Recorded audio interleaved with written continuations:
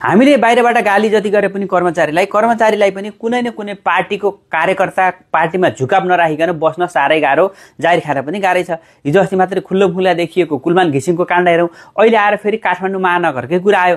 काठमाडौँ महानगर पनि सरोज गुरागाई प्रमुख प्रशासकीय अधिकृत उनलाई आज ढोका फुटालेर भित्र छिराइयो।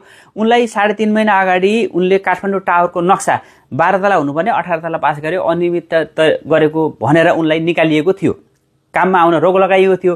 मेयर बालेन शाहले उनलाई आज प्रहरी पनि खटाएका थिए प्रहरी, तर पनि उपमेयर सुनेत्र डङ्गोल र अन्य कर्मचारी र अन्य वडा अध्यक्षहरूले उनलाई जबरजस्ती भित्र छिराएर कामकाज सुरु गराइएका छन्। ल कति खुल्लम खुल्ला यसरी झगडा परिरहेको छ एउटा काठमाडौँ जस्तो ठाउँमा भनेपछि गाउँ गाउँमा दूरदराजमा कस्तो होला यसरी हामीले बुझौँ। यो नेपालमा चाहिँ यो कहिले सुध्रिने हो के हुने हो त्यो अर्कै कुरा छ। तर आज यो हेर्दाखेरि निकै रोमाञ्चक, जुन बालेन शाहकै अफिसमा सिसा फोडेर बालेन शाहकै ठाउँमा काठमाडौँ महानगरमा यस्तो भयो भने काठमाडौँ जस्तो ठाउँमा अन्य ठाउँमा कस्तो होला।